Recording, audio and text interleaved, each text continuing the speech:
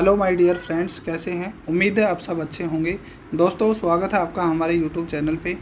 आज हम इस वीडियो में बात करने वाले हैं आईटीआई कारपेंटर टूल्स क्वेश्चनों के बारे में। तो हैंड टूल से संबंधित एक क्वेश्चन है दोस्तों, इसके बारे में आज हम डिस्कस करेंगे। उम्मीद है ये वीडियो आपको बहुत ही पसंद आएगा। वीडियो में अंत तक बने रहिए और यदि आप चैनल पर नए हैं तो चैनल को सब्सक्राइब भी अवश्य कर लीजिए। चलिए दोस्तों, शुरू करते हैं। पहला क्वेश्चन है हमारा, ट्राई स्क्वायर का दूसरा नाम क्या होता है? तो इसका सही आंसर होगा ऑप्शन नंबर सी, यानी ट्राई स्क्वायर को दूसरा गुणिया के नाम से भी जाना जाता है। नेक्स्ट क्वेश्चन है, स्टील रूल का अल्पतम माप कितना होता है? यानी स्टील रूल के द्वारा कम से कम कितना माप लिया जा सकता है? तो सही आंसर होगा 0.5 mm, ऑप्शन नंबर बी, यानी आधा mm तक का माप स्टील रूल के द्वारा लिया जा सकता है।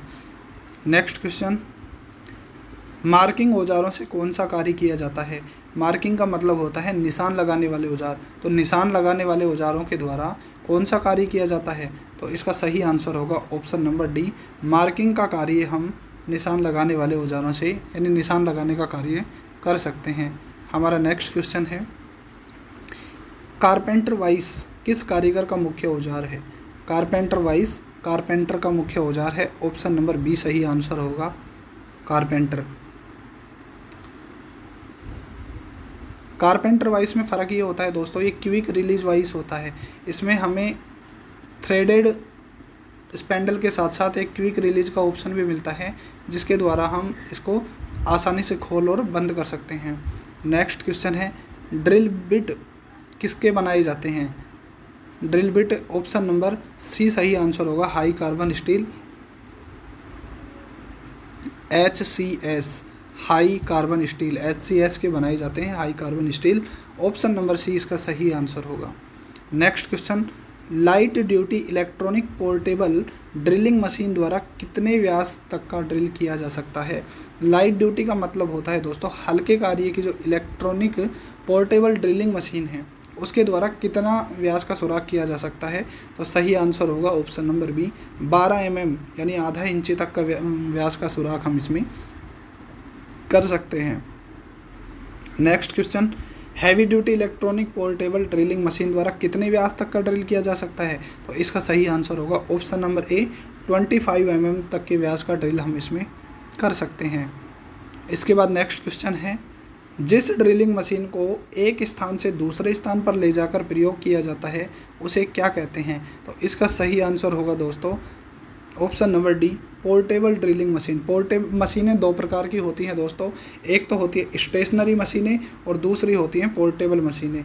स्टेशनरी मशीनों को एक जगह फाउंडेशन बनाकर फिट किया होता है और पोर्टेबल मशीनों को जहाँ पे हमें आवश्यकता होती है जॉब के अनुसार उनको ले जाया जाता है। पोर्टेबल का मतलब होता है एक स्थान से दूसरे स्थान पर ले जाने वाली मशीनें। तो इसमें यही पूछा गया है कि जिस ड्रिलिंग मशीन को एक स्थान से दूसरे स्थान पर ले जाकर प्रयोग किया जाता है उसे कहते हैं portable drilling machine. Option number D सही आंसर है इसका। नेक्स्ट क्वेश्चन, लकड़ी काटने के लिए कारपेंटर का मुख्य औजार कौन सा है?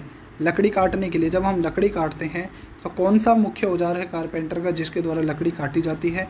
ऑप्शन नंबर सी ही इसका सही आंसर होगा दोस्तों, आरी। आरी के द्वारा लकड़ी को काटा जाता है। रंदा होता है, लकड़ी को प्लेन करने के काम आता है। हेक्सा होती है जो कि मेटल को काटने के काम आती है। और बसोला होता है, लकड़ी की छिलाई करने के काम आता है। तो इसमें पूछा गया है कौन सा औजार के द्वारा लकड़ी को काटा जाता है? तो ऑप्शन नंबर सी सही आंसर होगा, आरी के द्वारा लकड़ी को काटा जा सकता है। नेक्स्ट क्वेश्चन, कारपेंटर के लिए रंदा किस प्रकार का औजार है? रंदे के द्वारा दोस्तों रंदाई की जाती है, यानी प्लेनिंग टूल है रंदा, जिसके द्वारा रंदाई करने का कार्य किया जाता है। ऑप्शन नंबर डी सही आंसर इसका होगा। नेक्स्ट क्वेश्चन, ट्राई स्क्वायर का प्रयोग, ट्राई स्क्वायर का दूसरा नाम अभी हमने पढ़ा था गुणिया। तो गुणिया का प्रयोग किस लिए किया जाता है? इसका सही आंसर होगा दोस्तों ऑप्शन नंबर बी, गुणिया का प्रयोग किया जाता है 90 डिग्री के कोण चेक करना, 90 डिग्री पर निशान लगाना, यानी समकोणता चेक करना किसी भी वस्तु की, और समकोण पर निशान लगाने के लिए इसका प्रयोग किया जाता है। जबकि एक और उपकरण होता है दोस्तों माइटर स्क्वायर, उसका प्रयोग 45 डिग्री का कोण भी उसके द्वारा हम चेक कर सकते हैं। तो इस क्वेश्चन यानी ट्राई स्क्वायर के द्वारा हम सिर्फ 90 डिग्री का कोण ही चेक कर सकते हैं। बढ़ईगिरी, बढ़ईगिरी का मतलब होता है दोस्तों कारपेंट्री। कारपेंट्री में प्रयोग होने वाला औजार कौन सा है? तो इसका सही आंसर होगा ऑप्शन नंबर डी, टेनन सा। प्लायर का भी कारपेंटर में कोई काम नहीं होता दोस्तों, चैन रेंज का भी कोई काम नहीं होता, हेक्सा का काम नहीं होता, तो टेनन सा। टेनन का मतलब होता है दोस्तों टूल। जब हम मोर्टाइज एंड टेनन ज्वाइंट बनाते हैं तो टूल काटने के लिए और टेनन बनाने के लिए टेनन सा का प्रयोग किया जाता है। टेनन सा एक छोटी आरी होती है जिसमें प्रति इंच दांतों की संख्या ज़्यादा होती है और इसके ऊपर यानी बैक पर पीतल की लाइन लगी होती है, जिससे इसके द्वारा आर पार लकड़ी की कटाई नहीं की जा सकती। तो ऑप्शन नंबर डी इस क्वेश्चन का सही आंसर है। नेक्स्ट क्वेश्चन, कारपेंटर हैमर किससे बनाया जाता है? Carpenter hammer option number A, लकड़ी से बनाया जाता है, जिसको कहते हैं मैलेट। मैलेट हैमर होता है दोस्तों जिसका हेड ये तो हार्डवुड का बनाया जाता है और हैंडल बीच या एसवुड की सीधे रेशों वाली लकड़ी से बनाया जाता है, जबकि जो हेड होता है, जो स्ट्राइकिंग वाला पार्ट होता है, ये ट्विस्ट रेशों वाली हार्डवुड से बनाया जाता है ताकि ये फटे नहीं। इस प्रकार का जो हैमर होता है कारपेंटर हैमर कहलाता है, ये लकड़ी का बनाया जाता है। तो इस क्वेश्चन का सही आंसर ऑप्शन नंबर ए, लकड़ी से बना। नेक्स्ट क्वेश्चन, किसका उपयोग साविंग करते समय जॉब को पकड़ने के लिए किया जाता है? साविंग का मतलब होता है दोस्तों चिराई करना। जब हम चिराई करते हैं तो चिराई करते समय किसका उपयोग जॉब को पकड़ने के लिए किया जाता है? तो इसका सही आंसर होगा option number A, bench hook. Bench hook का प्रयोग किया जाता है दोस्तों लकड़ी को पकड़ने के लिए। सावाइस का प्रयोग किया जाता है जब हम आरी को धार लगाते हैं, आरी को शार्प करने के लिए सावाइस का प्रयोग किया जाता है। हैंड स्क्रू जॉब को टाइट करने के लिए किया जाता है। बेंच होल्ड फास्ट का प्रयोग किसी भी जॉब को वर्क बेंच की सतह पर दबाव डाल के रखने के लिए इसका प्रयोग किया जाता है। तो इस क्वेश्चन का तो सही आंसर बेंच हुक होगा, यानी आरी से चिराई करते समय जॉब को पकड़ने के लिए बेंच हुक का प्रयोग किया जाता है। नेक्स्ट क्वेश्चन, टैक हैमर की क्या विशेषता है? तो इसका सही आंसर होगा दोस्तों ऑप्शन नंबर बी, थोड़ा चुंबकीय गुण इसके अंदर होता है। टैक हैमर एक छोटा हैमर होता है जिसमें हैंडल फिट किया होता है बहुत ही टाइटली और इसमें हल्का चुंबकीय गुण पाया जाता है। हल्के कामों के लिए इसका प्रयोग किया जाता है। नेक्स्ट क्वेश्चन, मैलेट के हेड का निर्माण करने के लिए किस प्रकार की लकड़ी का प्रयोग किया जाता है? तो जैसे कि दोस्तों अभी हमने आपको बताया था, मैलेट यानी जो कारपेंटर का हैमर है, लकड़ी का हथौड़ा, उसका प्रयोग उसका ये हेड, ये वाला पार्ट हेड होता है, ये हैंडल होता है। तो हेड को किस लकड़ी से बनाया जाता है? अभी हमने बताया ट्विस्ट रेशों वाली हार्डवुड से बनाया जाता है। तो इसका ऑप्शन नंबर डी सही आंसर होगा, हार्डवुड के द्वारा इसको बनाया जाता है। इसके बाद नेक्स्ट क्वेश्चन हमारा, बढ़ईगिरी यानी कारपेंटरी काम में बेंच हुक का क्या उपयोग है? अभी बेंच हुक आया था दोस्तों, तो ऑप्शन नंबर ए सही आंसर इसका होगा। जब हम लकड़ी की चिराई करते हैं तो चिराई करते समय जॉब को पकड़ने के लिए बेंच हुक का प्रयोग किया जाता है। तो ऑप्शन नंबर ए सही आंसर इसका होगा। Next question, portable power planning machine का क्या फ़ायदा है? प्लानिंग का मतलब होता है रंदाई करने वाली मशीन जो होती है इलेक्ट्रिक पोर्टेबल, उसके द्वारा क्या किया जा सकता है? ऑप्शन नंबर डी सही इसका आंसर होगा, लकड़ी की सतह को चिकना करना। इसके द्वारा लकड़ी की सतह को चिकना किया जाता है, यानी रंदाई की जाती है लकड़ी की सतह की। नेक्स्ट क्वेश्चन, किस क्लैंप का उपयोग ग्लोइंग के लिए जॉब के छोटे हिस्सों को पकड़ने के लिए किया जाता है? कौन से क्लैंप? क्लैंप का मतलब होता है दोस्तों शिकंजे। तो किस शिकंजे का प्रयोग जब हम ग्लूइंग यानी गोंद लगाते हैं लकड़ी पर और उसको जोड़ने के लिए, गोंद लगाकर छोटे हिस्सों को जोड़ने के लिए किस टूल का प्रयोग किया जाता है, किस क्लैंप का प्रयोग किया जाता है? ऑप्शन नंबर बी सही आंसर होगा, सी क्लैंप। इसे दोस्तों सी क्लैंप इस तरीके का होता है, ये थ्रेडेड पार्ट होता है इसका, ये सी के जैसी संरचना होती है, इसे सी क्लैंप या जी क्लैंप भी कहा जाता है। तो इसका प्रयोग छोटे हिस्सों को पकड़ने के लिए किया जाता है। नेक्स्ट क्वेश्चन, कौन सा गेज स्टेम लंबा होता है? स्टेम का मतलब उसका बार। गेज अनेक प्रकार के होते हैं, जैसे दोस्तों निशान लगाने वाले गेजों में marking gauge, mortise gauge, panel gauge, तो इस तरीके के गेज होते हैं। तो सबसे लंबा जो उसका बार होता है या डंडी होती है वो होती है option number B, panel gauge. यानी लकड़ी में के जब हम दरवाजे बनाते हैं तो उनके पैनल बनाने के लिए, पैनल को कहते हैं हिंदी में दिले, तो दिले बनाने के लिए उनके निशान लगाने के लिए जिस गेज की आवश्यकता होती है उसे पैनल गेज कहते हैं। पैनल गेज का जो बार होता है या बीम होती है सबसे लंबी होती है। ऑप्शन नंबर बी सही आंसर होगा इस क्वेश्चन का। नेक्स्ट क्वेश्चन, जॉब की समतलता का परीक्षण करने के लिए किस उपकरण का प्रयोग किया जाता है? यानी जॉब समतल है या नहीं है, जॉब की समतलता या समकोणता चेक करने के लिए तो ट्राई स्क्वायर यानी गुणिया का प्रयोग किया जाता है, जिसके द्वारा 90 डिग्री की हम जानकारी ले सकते हैं। इसमें ये कोण 90 डिग्री का होता है।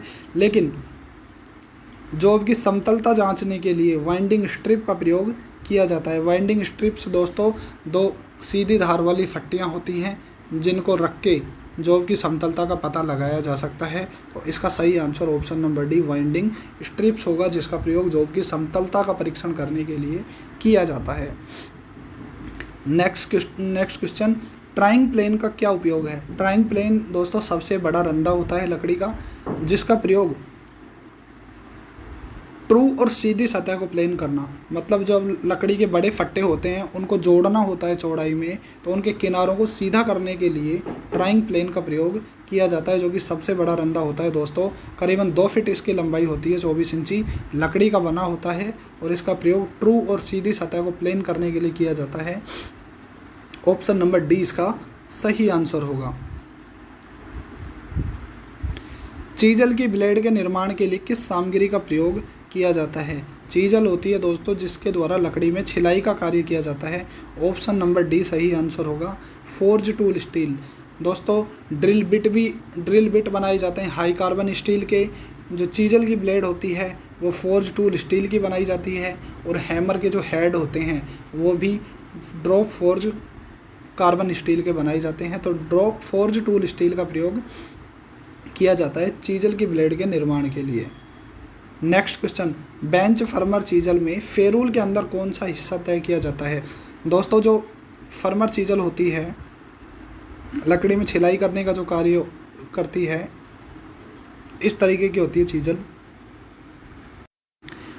तो इस तरीके की चीजल की ब्लेड होती है दोस्तों, ये इसका ब्लेड वाला पार्ट होता है, ये तो कहलाता है ब्लेड और ये कहलाती है टैंग। और इस टैंक को दोस्तों एक लोहे के यहाँ पर रिंग बनी होती है जो कि लकड़ी के हैंडल में फिट की होती है। तो इस क्वेश्चन में पूछा गया है बेंच फर्मर चीजल में फेरूल के अंदर कौन सा हिस्सा तय किया जाता है? तो फेरूल दोस्तों ये जो लोहे की रिंग होती है इसको फेरूल कहा जाता है। इसमें चीजल का कौन सा भाग फिट किया जाता है? तो ये इसका शोल्डर और ये टैंग, तो टैंग फिट किया जाता है दोस्तों। ऑप्शन नंबर ए इसका सही आंसर होगा कि बेंच फर्मर चीजल में फेरूल के अंदर टैंक को फिट किया जाता है। ये ब्लेड होती है जो कि फोर्ज टूल स्टील की बनी होती है। इसके बाद नेक्स्ट क्वेश्चन हमारा, जॉब को जल्दी और सही आकार देने के लिए किस प्लेन का प्रयोग किया जाता है? दोस्तों सबसे पहले जिस रंधे का प्रयोग किया जाता है, यानी जब हम लकड़ी की चिराई करते हैं तो आरी के निशान उस पर बन जाते हैं, उनको मिटाने के लिए सबसे पहले जैक प्लेन का प्रयोग किया जाता है। ये लोहे के या लकड़ी के बने हुए रंधे होते हैं जिनकी लंबाई 14 इंची तक होती है, इनको जैक प्लेन कहा जाता है। लोहे से बने जैक प्लेन को मेटल जैक प्लेन और लकड़ी से बने जैक प्लेन को वुडन जैक प्लेन कहा जाता है। ये जैक प्लेन हो गया।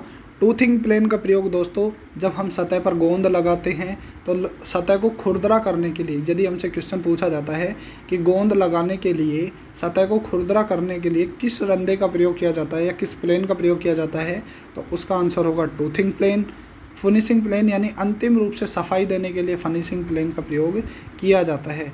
लकड़ी को स्मूथ करने के लिए या फटने से रोकने के लिए स्मूथिंग प्लेन का प्रयोग किया जाता है और जॉब को जल्दी और सही आकार देने के लिए जैक प्लेन का प्रयोग किया जाता है। तो इस क्वेश्चन का ऑप्शन नंबर ए सही आंसर होगा, जैक प्लेन। इसके बाद नेक्स्ट क्वेश्चन हमारा है, लकड़ी की चीजल की ग्राइंडिंग करते समय आँखों की सुरक्षा के लिए कौन से सुरक्षा उपकरण का प्रयोग करना चाहिए? दोस्तों हम सबको पता है आँखों की सुरक्षा के लिए हम जूता भी नहीं पहन सकते, हेलमेट, एप्रन, चश्मे इसका सही आंसर होगा ऑप्शन नंबर सी। जूता का प्रयोग यानी सेफ्टी शूज़ का प्रयोग दोस्तों पैरों की सुरक्षा के लिए किया जाता है।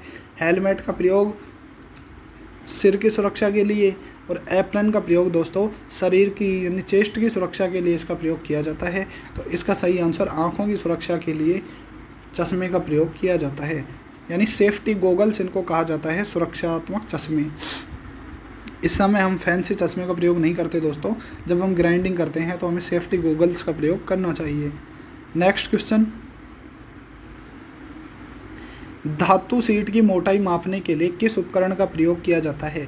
दोस्तों वायर और जो सीटें होती हैं पतली, उनकी मोटाई को मापने के लिए, क्योंकि उनका मोटाई गेज में मापी जाती है, इसलिए उनके मोटाई मापने के लिए स्टैंडर्ड वायर गेज